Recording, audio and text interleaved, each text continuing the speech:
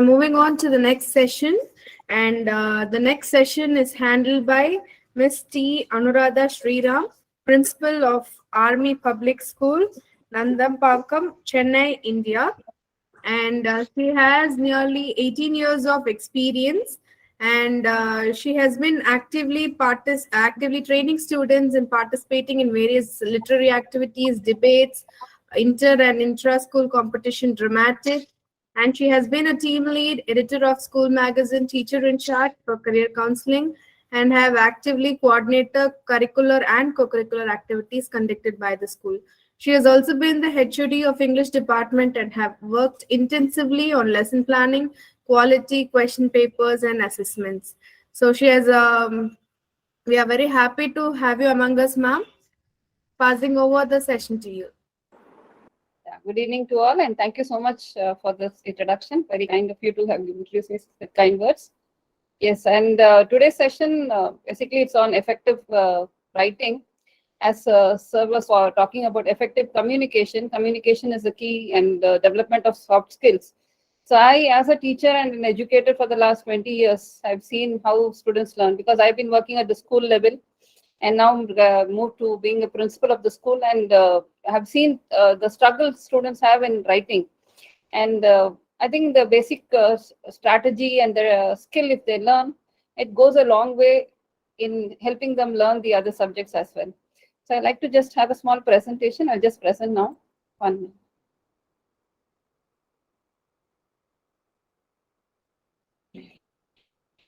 minute.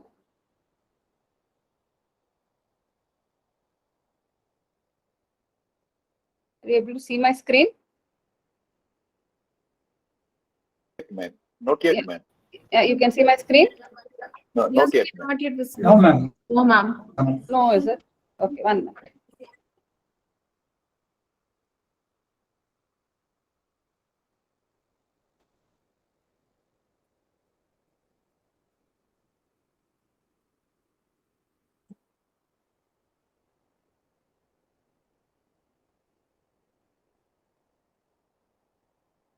Is it visible now? No. Ma'am, Is it still not. Still not. Still not visible? I need to just share it, right? Click on the PPT and share it. That will work, right?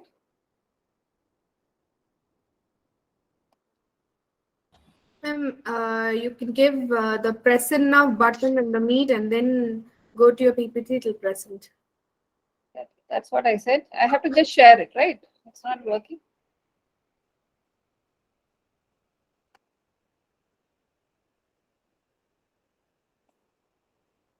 What's happening?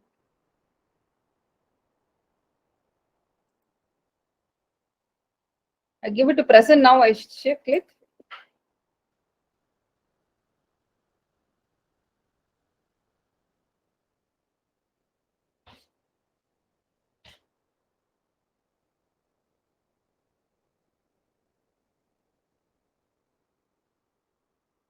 Am I sharing it now? No. Not yet, ma'am.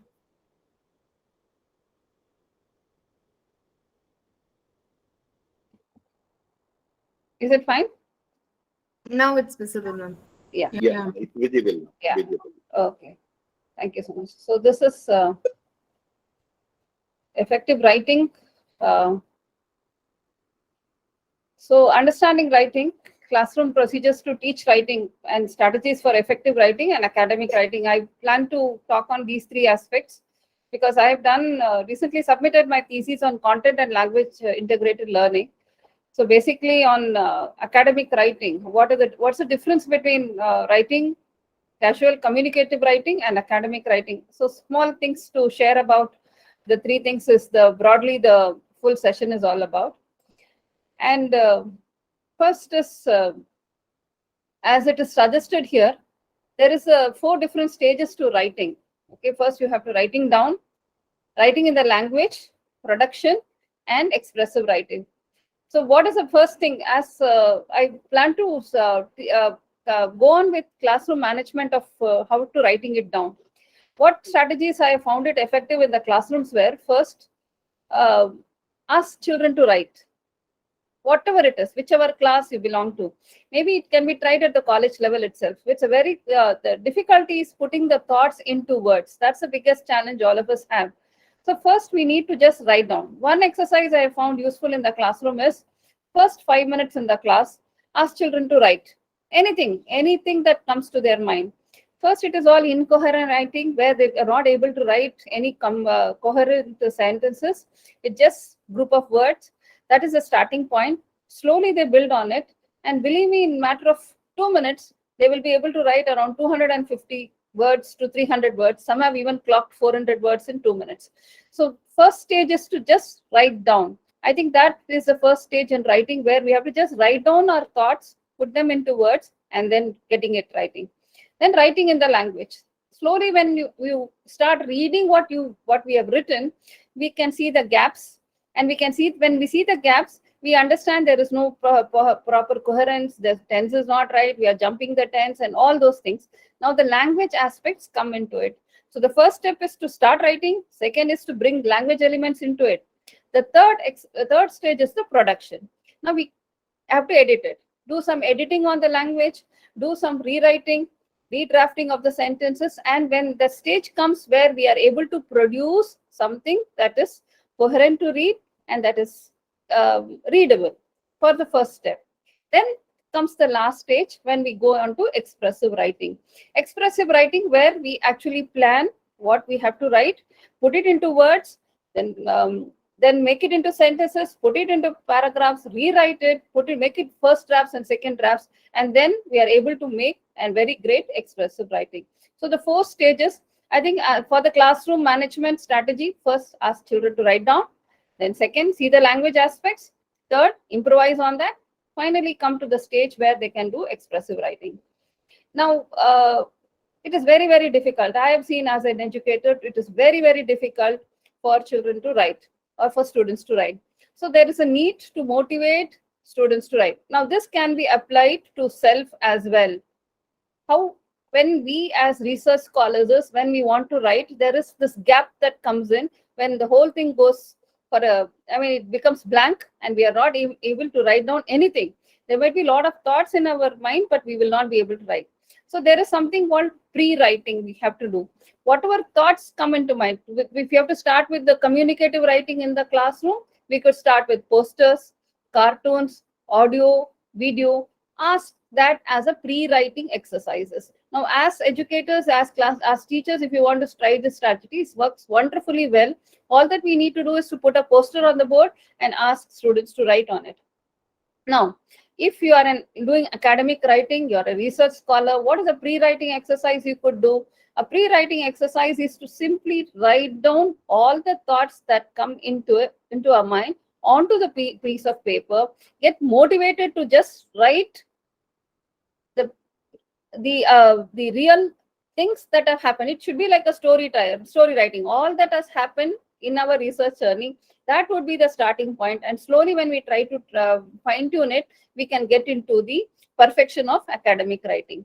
Then we have to have in the classroom, if you're talking about some mind maps, some discussions, it does always help. I see in question papers where simply the children are given, students are given a note saying, write an essay on the topic. It never works unless some kind of discussion happens, some kind of mind maps are done, some kind of training is done. It is very, very difficult for students to write. So mind maps and discussions are second classroom strategies which can help students to write. If you put the mind map on the board and then ask them to write, they take clues from it and then start writing. Now, along with that, if the vocabulary list is added and if it is a narration, the I factor. So these are small clues which we have to tell the students in order to make them better, improve their writing. So next thing that you would do is to build on the content. Now, content is the king. And if the students know what to write, I think they will be able to make a better writing. Now, when we talk about content writing, how to define the content into 3 different aspects is the first thing. First, what of it? Now, this works like magic. When we ask for 3 or 4 questions on the content that has to be written, there is a clear understanding of what are the things that go into different paragraphs. First will be what of it. It could be the definition, the introduction. Now this, when we teach children the art way of writing, I think the students in the class pick up this clue, and they are able to write very effectively in terms of the developing the content and increasing it into the number of words, or making it into beautiful paragraphs. First question on it, what of it? Ask them to write the definitions and ask them to write the introductions. The second part of it, the impact, why, where. For instance, you just take a small topic like, say, drug abuse. So what is drug abuse? Define, introduction. These are some of the things that the students can be given the topic and how the content building can happen. The next thing could be the factors, impact, pros and cons. So the subsequent paragraphs can be developed on these topics, the factors, the impacts, pros and cons. The last part is how to solve the problem. How one can do it in the form of individuals can do, how the society can contribute, how policymakers can, what the policymakers can do on it in order to stop drug abuse. So these are some of the ways how content building happens in the classroom. Now this can be applied to self as well. When we have to write something, these are the three questions that we need to ask on ourselves. What of it? Why, where it is the impact, and how to go about doing it. When we break the full content into these 4 questions, I think the paragraphs automatically fall in place and we will be able to write better. The next part that comes to it, this is what I've showed with respect to an example.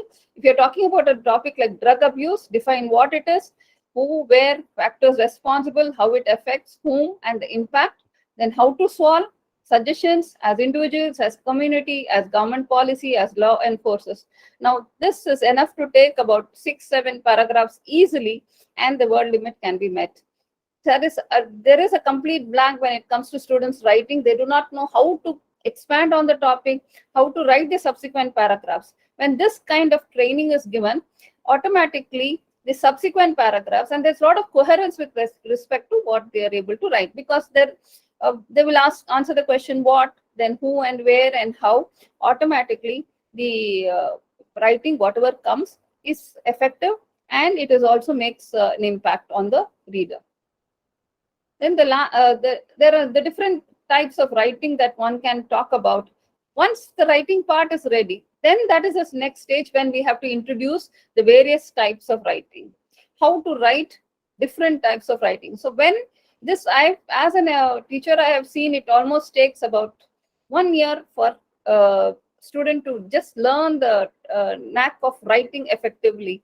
And once they get that knack of writing, I've seen them writing blogs. They have just excelled. There's a student of mine who has published this book. I know how they started and how they have progressed. It's all the knack of writing is what we need to teach our students. So once they know how to develop on it, then they go to the different ways of writing, like expressive writing and informative writing. When they have to write about process, they have to write research reports, they have to write manuals. And then there is persuasive writing, when they go into logic, emotion, and ethical aspects. So when samples of all these three different types of writing are displayed with examples, the subtle differences between the types of writing is explained, then students automatically see how one type of writing varies from another type of writing. So the next part that we go into it, for example, you can see here, this is what I've said. When the way we prepare a questionnaire, we should hint the writer as to what is the type of writing it has to be written. I've just given you a sample of how an informal writing to formal writing. For example, here it is an expressive writing, is a narration, it is a description. So the question could be like, write a short description of a refrigerator. It is an informal, expressive, descriptive writing where a lot of adjectives are used. So write a short description of your refrigerator. Just that word, your refrigerator, in the question paper should hint the writer that he has to bring his own experiences. That I factor should come into play. So when we train students with giving the topic of the questionnaire per se and say how it is different from one question to another, they actually identify the differences between the writing. So this is one strategy that we can adopt in the classroom in order to have effective writing. Now, when we start training the students, automatically we are able to bring in that, we are able to motivate the students and they bring in that interest to write. I think that is the greatest challenge for the teachers. Very often students refuse to write, even a small report or even a small description. There is a lot of hesitance because they simply do not know how to start, how to go about doing it. So when the strategies are given, when we show that this is the only difference between one type of writing to another type of writing, when they understand the nuances of how the writing happens, I think that they are able to break that hesitance and start writing. So the beautiful way to do it is to put on the two sides of the paper a questionnaire like this, write a short description of your refrigerator on a refrigerator. Now this is what, as we the classroom, we are trying to bring in a difference between basic writing and a formal writing. Now, how are we going to understand in terms of how to write a short? Imagine yourself to be a refrigerator and write a short description. Now, here there is repeatedly your sister is opening, and it is a summer afternoon. I sit watching the TV. You get a glimpse of. Now, write your experiences. So there is a subtle shift in the way that the person is imagining. Imagine yourself to be a refrigerator. So there is a shift in being a role. You're taking a role play there. Then comes, whereas you need to prep up, write the latest model about your customers to your customers. Explain the refrigerator to your customers. So there is a definite way of how we can bring out the subtle differences in the classroom. So this is how we manage to write. And if we apply these strategies to our own writing, one topic we take and we write through the subtle differences between the topic, I think the communication and the soft skill that we are having the hesitation about and the need to write it, I think it will fall in place. So there is one definite strategy of how we write. It is called raft writing template. So what are the things? R stands for role. In what capacity you are writing? What is your role? Are you writing as an expert? Are you writing as an educator? In what role are you writing? That matters a lot. Or are you writing as a student? Now, as you're writing as a teacher, the same topic, if you are writing as a teacher, there has to be certain vocabulary aspect. The tone in which it has to be written, it will be slightly vary. So the role in which the person is writing matters a lot. Then A stands for audience. Audiences to whom you are writing for. If you're writing for the students, it is different. If you're writing for research scholars, the writing template, the audience are your research scholars, so your writing has to be different. If you're writing a formal paper, for a research paper, then your audience are the people who are going to read are experts. Then the tone and the vocabulary and the intonation and the way, not intonation, the way it is written has to be very, very different. And the format writing, whether it is a formal writing, whether it's an informal writing, whether it's a report writing, whether we are writing a process. So if we understand what is the format on which it has to be written, that is the third aspect to raft. The last is the topic. So when we talk about the topic, we have to understand, and we can go into what, why, where, and how of it, and then you can start writing on the topic. So there is another aspect which can be applied to the writing. It is called COPS. Check for capitalization, organization of the content, punctuation, and spelling. This is the check we do on the writing that we do. Raft is the writing template. COPS is checklist, checking. It gives you the errors. You have to check for whether we have put the proper capitals, whether we have put the, is it organized properly, whether the punctuations are fine, and the spelling. And if we teach these two strategies to the students, I think the classroom management with respect to writing becomes very, very effective. And we can do peer correction as well. When peer correction is done, there's a lot of learning that can happen. So next part is the work, how to correct. What are the ways in which the correction can happen? It can happen with sentence pattern. It can happen with words. So when these comments are written on the paper in terms of by the evaluator, I think there is a lot more correction that happens at the student's level when we mark the spelling, when we mark the punctuations, and if we have a clear we have a common understanding, a ground rule established with the student community that if you write a C, there is problem with the content. If you write GR, it is grammar. If you write SP, it is spelling error. So such kind of understanding, if it is there with the students, it is able, I mean, you will be able to train the students to write better. So these are some of the gaps, and students can be continuously trained that these are the places where errors can happen, and they need to be conscious on these things. And as a writer, if we have to write, as individuals, we have to write it. Again, this works well because these are the places where things can go wrong. The sentence pattern may not be correct, the subject verb agreement may not be correct, or the kind of words that we use may not be correct. So when we try to correct a draft, we have to look at all these aspects in order to improvise it.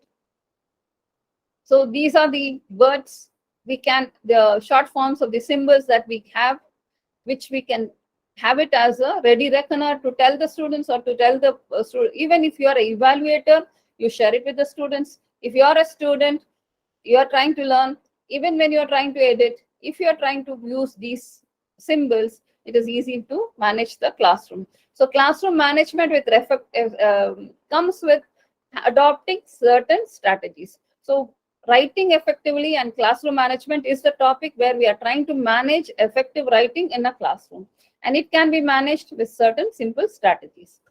Now, then this comes to the two important aspects of the language. This is the area where I did my research, and that is how I think this is one aspect which we all have to strongly understand, that there are two aspects to the language. I think this is something that we conveniently take it for granted, that language is communication. And so when we try to write, we are looking at the communicative aspect of writing. Now, there is a clear distinction between the two aspects to language learning. One is basic interpersonal communication skills, which is called BICS, and that is a language that is used for communication. And there's the other aspect to it, which is called cognitive academic language proficiency, or CALP.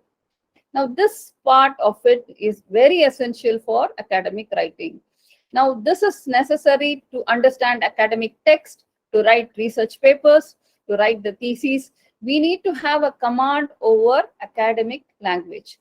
Now, this academic language is conveniently ignored in the class. We never teach how this aspect of the language. So language for communication and effective communication, as I said, it depends on the person whom we are trying to address. So if the audience are for academic experts, then we need to have a complete control of this CALP aspect of the language.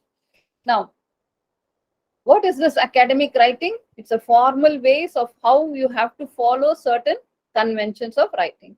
So there is some part in terms of the languages that the language vocabulary that we can use, and there is no there's a clear distinction between how you write academic writing and how writing is done for communication aspect of it. So when these clear strategies are discussed in the class in terms of what is the tone in which it has to be written, the language that has to be precise, you cannot dilly-dally on the words, you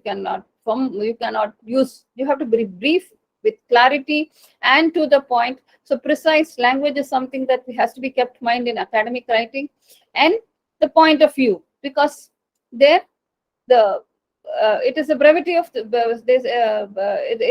words that we use have to have clear focus on what is the purpose in which it is written, and it has to support an argument, because we are finally trying to convince the reader that into our line of thought, whatever we are thinking and we are trying to prove, we are trying to convince the expert or the reader on those lines. So there should be some focus, point of view, and the research focus must be adhered to at every point of writing. So when we understand the broader aspects of writing, then we narrow down into the academic writing aspects of it, where certain rules are applied to what is written, and some editing is done when we are able to successfully write. So some of the academic styles where we should not have phrasal verbs, there should not be some slang usages of words, and no personal because there's no opinion. Personal opinions we don't express it. There should not be contractions, and we don't ask questions because we are trying to substantiate a point. We are trying to justify. So we the questions we don't ask the reader the questions. We are trying to explain, and that is how certain norms are. And everything has to be passive. Here, passive structures are mandatory when it comes to academic writing, mainly because the person who is doing it is not important. The action is important. Passive verbs are used where the action becomes more important than the doer. We all understand as language people that the doer of the action becomes insignificant in passives. So academic writing is all about passive. So we need to have structures which are passive structures. So passive writing is very important, and we keep to that. And as a result, it becomes more a formal way of writing things. And then there is this aspect to it where we can use certain, some phrases where some things that some do's and don'ts, where we have avoid beginning sentences with a figure. 1 in 10 people, 1 is in number and 10 people is in words. That we should not be doing. We should be writing it as 1 in 10, and you should use passive phrases. Okay, we should not be using some loose quotes when we are doing some research writing. And no personal. Many authors believe that. Okay, so some do's and don'ts. This book is a good reference. You can, if you are doing some research writing, you are onto the process, you can refer to this book. It gives you clear standing guidelines on how you should be writing. It's a very useful book. And then some connectors and linkers that can be used. This again, depending on the type of connectors and linkers. Now it works like magic in the classroom when we can share this as a teacher to the student, as an academic writer. When we are doing academic writing, some small helps and supports with respect to all this, it just works. You have to have this table, this ready reckoner next to us. And sometimes, as I said, when we start writing an academic writing, we just start out with all the ideas that come into place. We just put them on sentences. Then we are trying to fine tune the language. We are trying to fine tune the whole thing. Then all these things come into help. So when we want some substitutes to the words that we have written, so these things can help us very well. So now I just brought an example on what a formal writing here, academic writing is. And this is the non-academic writing, writing for communication purpose. So you can see the tone in which it is written. But the idea that is communicated is the same. Whatever is communicated, the idea that is shared, the points that is shared, the content is the same. But the way it is written, it gives a clear distinction between what is academic writing and what is communicative writing. So when soft skill betterment, communicative writing, I think writing can be made very easy. Writing can be made possible once we understand the subtle nuances between how things are written. When we take examples, when we study those examples, I think it can be best understood.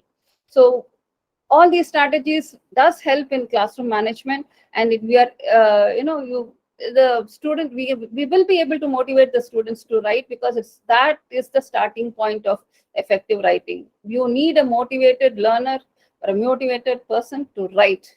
So when that motivation is there, then how to write effectively can all be managed. So I've made some references with respect to this. These are some of the references, and I hope it is useful to you. And one thing I've understood as a teacher for being here, and when there is a joy of writing, I think then writing becomes easy, communication becomes very easy. And that joy of writing is what we need to inculcate in our learners, no matter in what language they write. Like sir was saying, if they are able to take up that challenge, I think sky is the limit, and they will be able to write the books as well. So this is some small tips on how writing can happen in the classroom. It is purely from my perspective of being an educator and being in school students and teaching them the first steps of writing, and then coming to a place of a research scholar and doing the academic writing myself, publishing the papers, having a Scopus publication to my credit. So I've seen the journey, and I, as a person, I understand it is all within reach, but without that effort, it is not possible. All that we need is small strategies and understandings of how writing can happen. I hope it was useful to you all, and all the best. Thank you. I'm open to any questions. With my whatever I have knowledge, I can help you out with that. Dear participants, you can ask questions. Yes. Have any?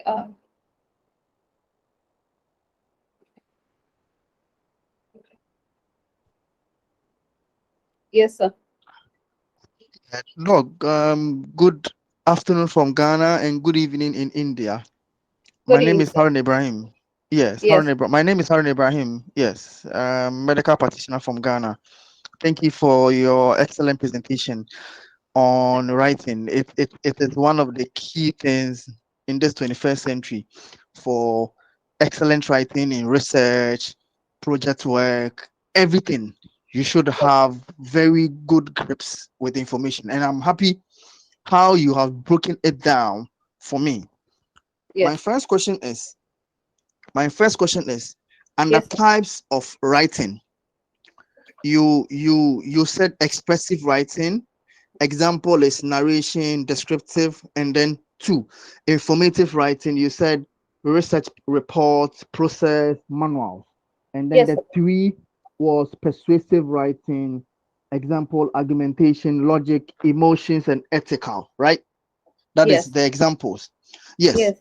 Which of these types of writing is used for fiction and then non-fiction? Which types of this writing is used for fiction and non-fiction?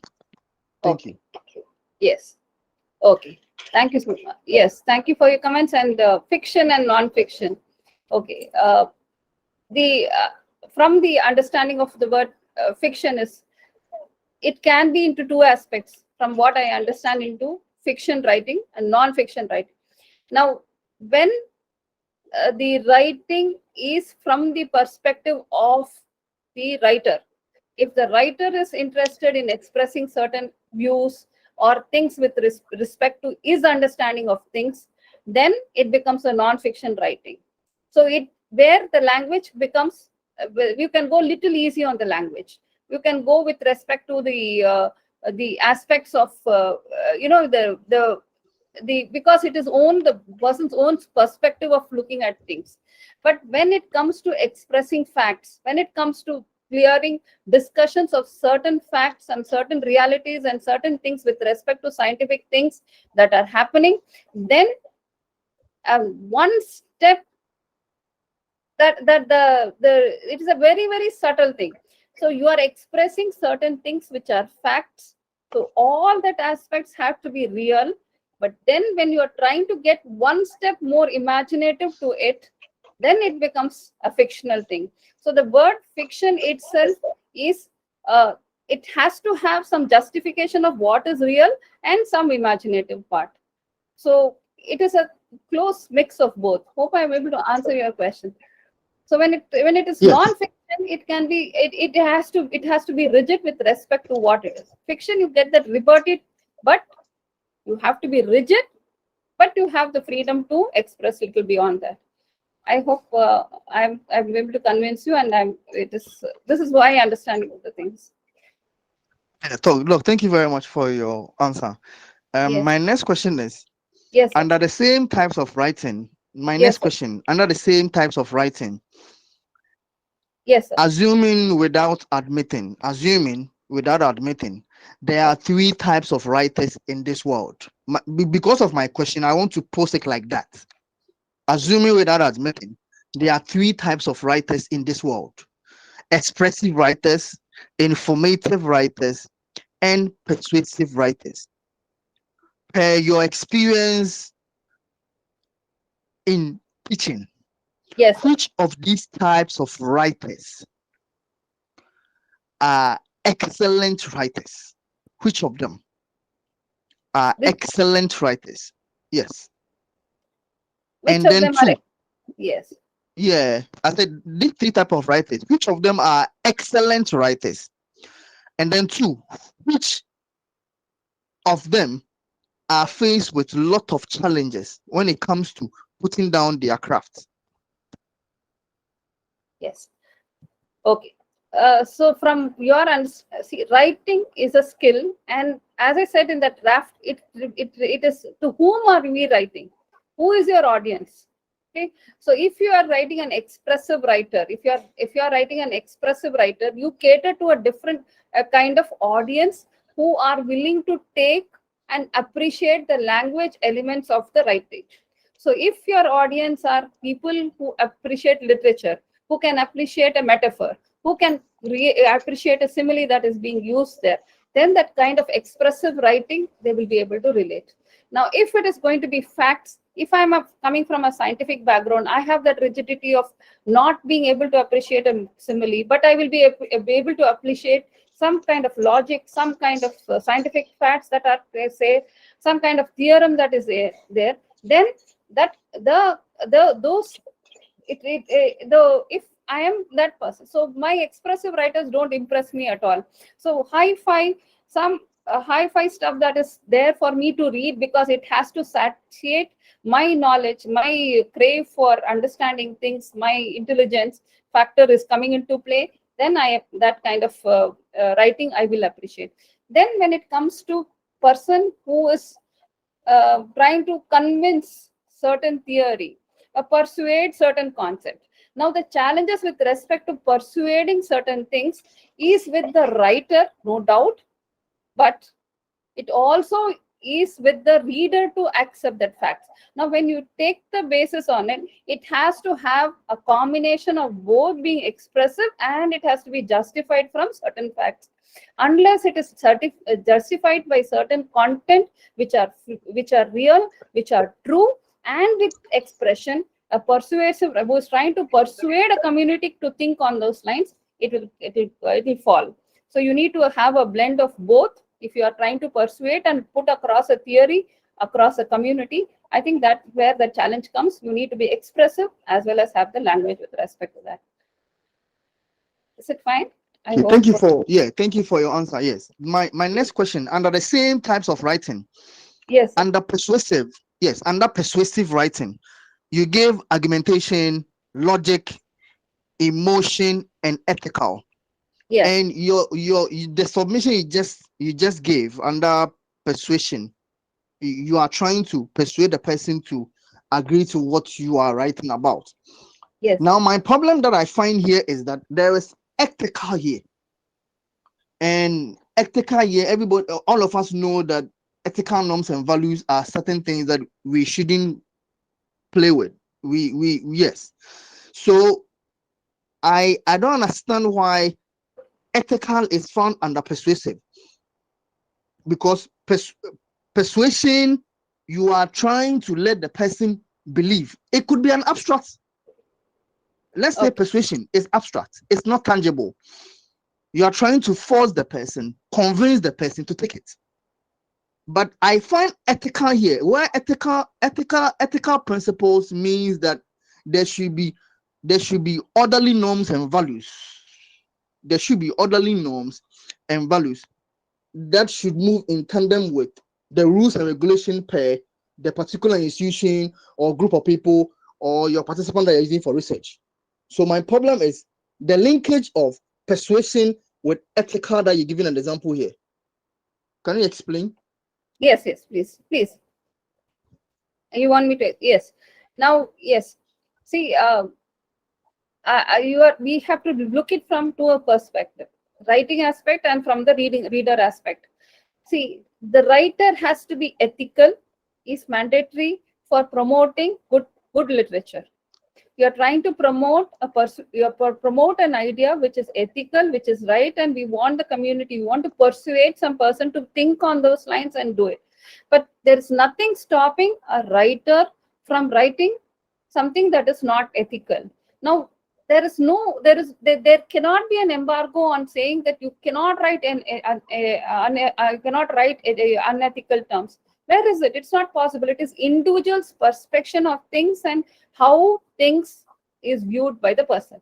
Now, writing, there can be 100 literatures that are coming out. It is left to the person to read, appropriate, and write literature. I think that there is that distinction that we can understand. So when a person can write ethical, so that should I stick to that? Yes, I have to be ethical. I am ethical, so I will stick to that, and I will write literature which are in line with that. But if by personality I am not so, how can you stop me from writing an unethical thing?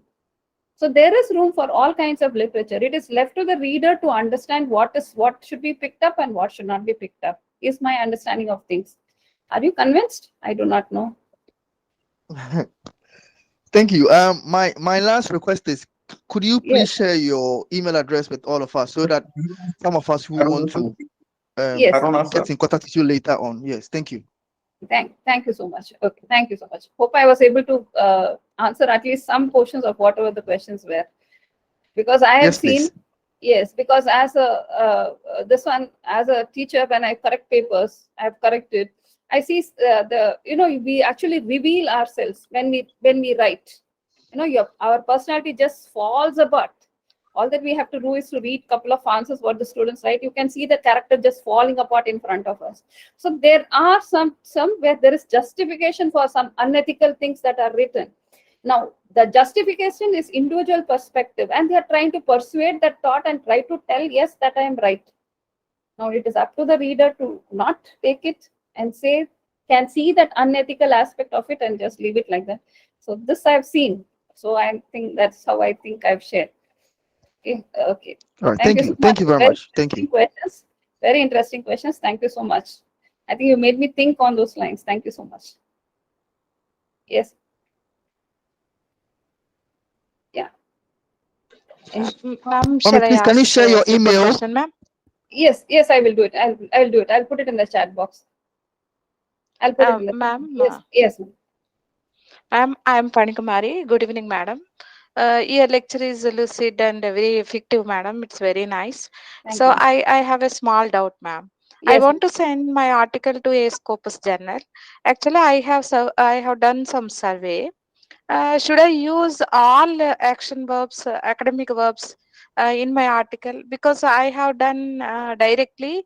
I have used. I went to these schools and I have done this survey, and in such a way, I have written all my article. Should I change into passive verbs, ma'am? Ma'am, each journal, this is my little understanding of the scope of publication. Each journal I've seen has its own kind of what is accepted at their level. Although the broader the guidelines for the authors is there, but each journal has its own format on what is accepted at their level. The best way to do is to take standard articles from that journal, understand it, slice it, dice it, okay, understand each section how it is written, and then tune our articles to suit their template. So we all should have certain best articles from each journal. Suppose we need to publish in certain journal, take the best.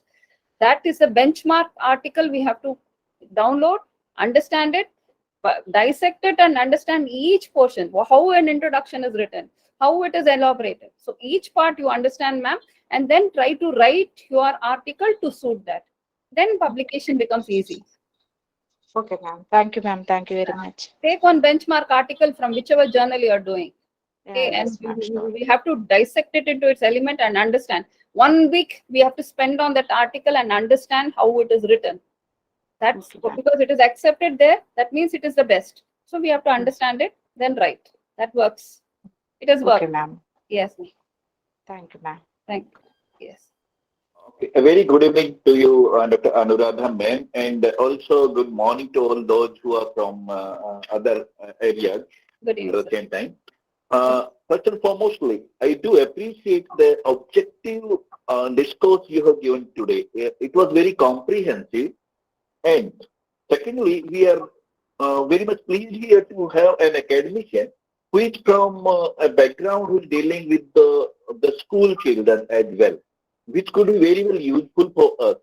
My question here is, do you feel that writing is a very useful exercise from the very primehood at the school level itself? And number two question, what I would like to request you that what are all the challenges at the grassroots level in order to make proficient writing for the children? Sir, if I understood your question right, there are two aspects to the question. Is writing very important at the school level you've asked, and how to make it effective, right, sir? Yeah. Okay. So writing is very, very important at the school level. It's mandatory. Right from class 1 onwards, writing starts. And when we teach paragraph, I think that's the first thing. We conveniently failed to use the techniques of how a paragraph has to be written. I think all the rules of paragraph writing has to start in class 3 when child starts writing. So that's when when they're framing the idea of what a paragraph writing it has to be, I think we have to put it in place what a topic sentence is, how to start a paragraph, how to close, and how the sentences must be related to the topic sentence, where to begin, where to end, and what is a paragraph. So I think it's very, very essential at school level. Training of writing happens. It happens. Some basic strategies is to motivate. I think that first I've seen this cartoons work fine. You show them a cartoon and ask them to write. Picture composition is one thing that has worked very well. Picture composition, initially children write few sentences at class 3 primary level. Then they have to connect all this and put it into paragraphs. Then ask them to write an article. Now there is a small myth that goes on, it should be a 3-paragraph article. Never like that. What is an article writing and how it has to be written? If we are able to give all these small things on how it has to be written at the school level, I think things work really fine. For example, story writing is done in the class. So write a story. This is what happens in the English classroom, and it's very sad. So write a story on, say, some words are given and they said, come on, write a story on that. How on the earth the child will be able to write, a student will be able to write a story? You have to tell what, before story writing, we have to tell them what theme means, what plot means, what scheming means, what characters mean, how to build those characters. Now that introduction to it has to go for about a week. And then we have to tell what is block writing, how to develop on the plot, how to give it a start, how to give it a closure, and what time period we are talking about. When all these small, they are not small things actually. Each thing is a huge topic which has to be discussed and explained. So when such things are taught at the school, 1 minute when the child is given to write story writing, the student will take the characters, time period, whether the character, who is a good character, or who is a hero, all these things, characterization will fall in place, the scheming will happen, plot will happen. Then they will start writing. Automatically the story will be good. Otherwise, invariably, they will be copying stories from what they see on movies and putting onto the paper. So I think the school has to do the job of writing, sir. That I think is mandatory. Thanks, ma'am, for this kind input. My second question, this is my last question rather. Yes. How could we use these skills for the UG and PG students effectively? Please, sir, I didn't get you, sir. How could we use these writing skills to inculcate good writing skills in the students at PG and UG level, that is college level students? If you could little bit elaborate this. Yes, college level, the start point is there. Now what happens, it comes to script writing. At the college level, I've seen student writing script writing, writing the blocks, but it's all the life skill related. Even to write an email, how it has to be crisp to the point, and how to write a report. That's one thing that I've seen students fail at that point, to write a report. They have a big idea of what the project is all about, but ask them to speak on the topic or to present it as a report. That's when it comes. The concept of report writing, what has to go into report writing, and where there is the aspects of not bringing the personal opinion but keeping to the facts, and explaining all this. I think the report writing is one important technique that we need to teach students at the UG level. And presentation. What aspect of their project will they present? How they will highlight process writing. So I think those are some of the things that we have to do it at the UG levels and teach them how to write emails, whatever is required for their life skills. I think that is most important. And paper writing, thesis writing and paper presentation, even paper presentation as well. Taking chunks of matter from the net and putting long complex sentences, when they read those papers, it doesn't make sense at all. They must be able to dice it into its elements and present it as simple sentences for the reader to understand. I think their papers will sell well, and there will be a lot of interest for their papers. That's when it happens. Instead of taking complex sentences and putting there, the person who's trying to understand, read it, has no time to read all those big things. And then if you're trying to present it in a seminar, again, those complex, big, high definition sentences, although it is very academic in nature, it does not reach the audience unless you simplify things into it. So paper presentation also, what aspect should go into paper presentation, what has to come into writing, I think those are the things you must be teaching, sir. Yes. Thank you. So nice of you, ma'am. Thank you. And nice to hear you. It is really great to hear you again. We would like to hear some other time if time permits. Thank Yes. you. Thank you. Thank you so much, sir. And to my email ID, you can write ANURADHA@xy. Shall I put it here on the chat box? I think chat box is not working. Chat box. It is disabled, but we can note it down. Anuradha ANURADHA and X and Y. Add X and Y to that, sir. At gmail.com. at X and Y. X and Y. ANURADHA. Doc, ANURADHA. please, a suggestion. Yes, yes, sir. Doc, please, a suggestion. Can you please write it in your PowerPoint presentation so that you can project it so that we can see it? Where do I write it? You can write in your PowerPoint presentation that you just gave us. Okay, Then you okay. project it. Then we will see it. Yes, yes. Understood. I'll do it. Thank you. Yes, sir. Yes, just Thank you. I'll do it. Yes, I'll do it.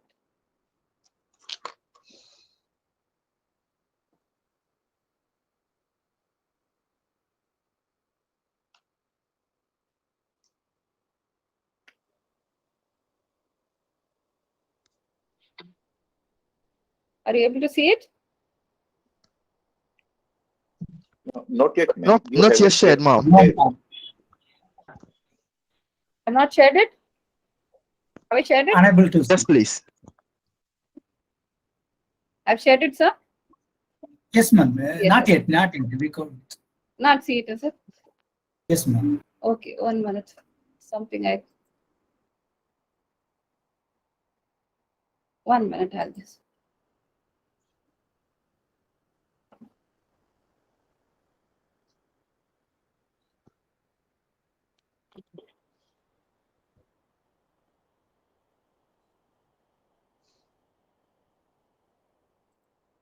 I failed to do it. I somehow. Ma'am, you can even write on a piece of paper and just lay in your hand. That also would work if it is feasible for you. Okay, 1 minute. That also. 1 minute. Just a minute. Then I'll get a picture. 1 minute. Sure, ma'am. Sure.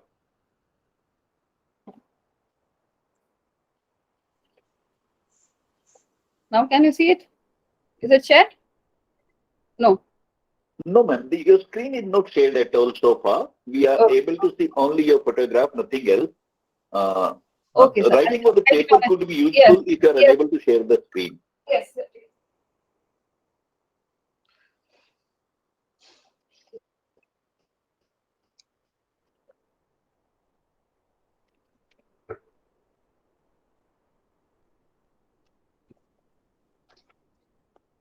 Just a minute.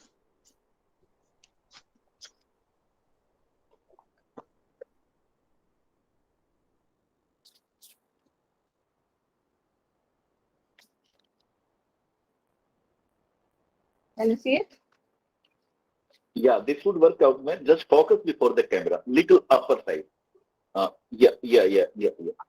Is it fine? Is it clear? ANURADHA जी थोड़ा सा hold कीजिए ना, I mean it should be stable.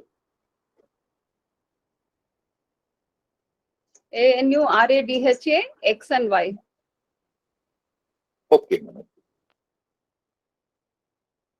@gmail.com. Right. ANURADHAXY@gmail.com. All in small case.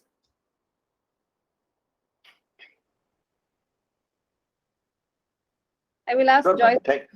Yeah, you, Thanks, ma'am. Thanks. you got it? Thank you, ma'am. Mr. Hebran, did you get it, sir? I'm sorry, I'm not able to. No, it's very blurred to me. I can't see it. I'm trying. It's just blurred. I don't know. Ibrahim sir, I'm trying for you. Just wait a minute. I'm trying to.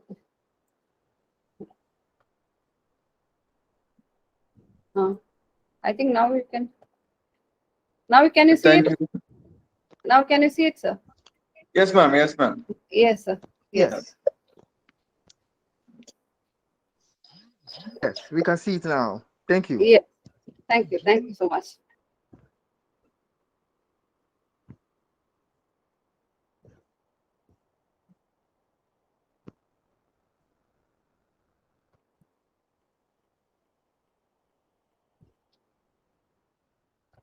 Thank you, ma'am.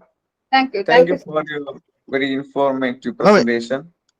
Yeah. Thank you. Hope it was useful, and I'm happy it has helped you to train your students. Really, that's the purpose of me being here. Thank you so much. Thank you, ma'am. It was a wonderful session. Thank you very much. Thank you. Thank you so Thank much. you. Thank you, sir. Thank you so much. And now I invite Professor Dr. Balakrishnan Parasuraman sir to deliver valedictory address. Okay. Thank you very much to Dr. Anuradha. Thank you, sir. Yeah, thank you very much. I think I really enjoying listen to your talk. Right?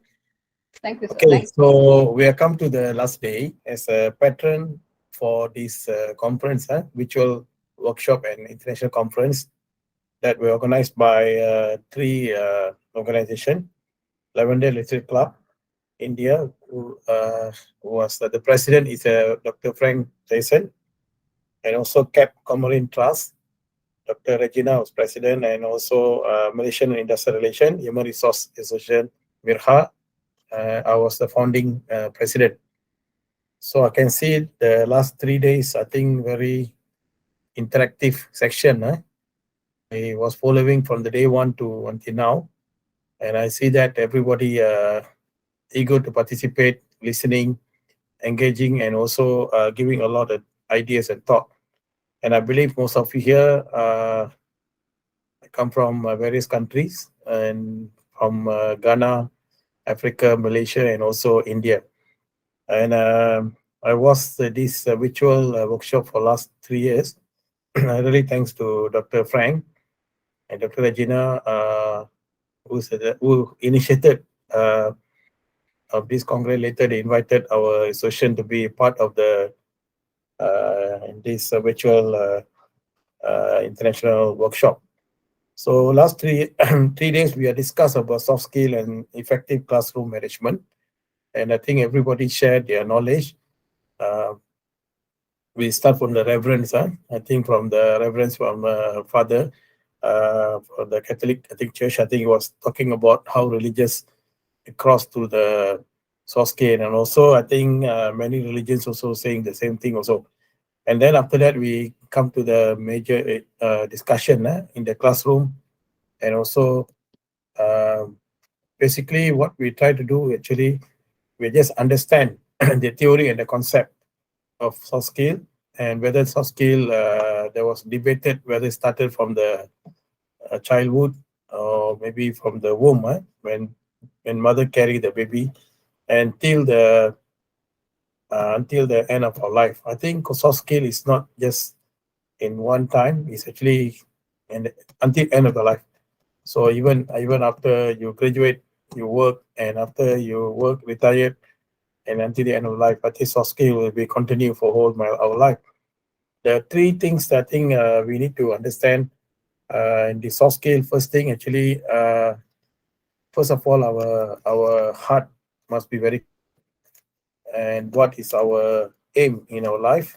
That's very important. Secondly, how you put those skills that you acquire since young in school and university, and even after you work, and how this thing can carry forward in your own life, your family life, impact your workplace life, even after you retire.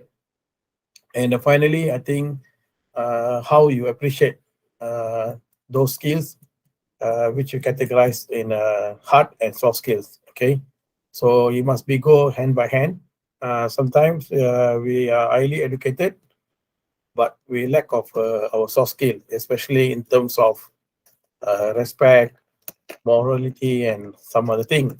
And today you can see many people success in their career or in their business, whatever, but they fail, and many are involved in bribe, corruption, and ethical issue. Why this thing happen? Actually, we need to ask ourselves whether we are prepared ourselves for the purpose of our life in this world. Why we born, and when we born, what is our purpose? When we leave this world, what is our purpose? I think all these very important aspect that we need to consider in our life, because there will a long way to go. And looking at the world, what's happening now, why there is immorality, why is unethical issues, and many leaders are also failure in many countries because there's no rooted in soft skill that they should practice in our life. So life is not that easy. We need to continue imparting our knowledge to the young generation, who is our student. I think most of you here is academics. You have to play a very important role, not only teaching and also pass the knowledge in hard skill knowledge, but of course, same time you also teach them soft skill knowledge. Whatever you teach in the class, our student will bring to the next in their life, and they will remember you forever, whatever you taught in the class. So I believe we are teachers. We have a role to play to nurture their attitude and behavior. So these 3 days, I think we learn a lot of things. I personally learn a lot of things from all the speakers, and I enjoy to learn. And I believe that all of you have the same thought. And again, I'd like to thanks to the three organization that organize so many workshop and also engaging people around the world. So even we got the speakers, participant from USA, this evening come and share with us. And all of people here actually, when you go home, you bring some knowledge and put into practice in your classroom. That's most important. So with that note, I close the 3-day international virtual workshop on soft skill and effective classroom management. And I'll say good night and hope to see you next year in India. Maybe Dr. Frank Jason will be communicate with all of you. Maybe we're going to organize one face-to-face conference, international conference in India. Hopefully, we pray for that and we meet again so that we have more interaction between us. So thank you very much. Thank you, Dr. Bhawan and Aruna and many other our friends here, and Dr. Frank, Dr. Jana. Thanks. Good night. Bye-bye.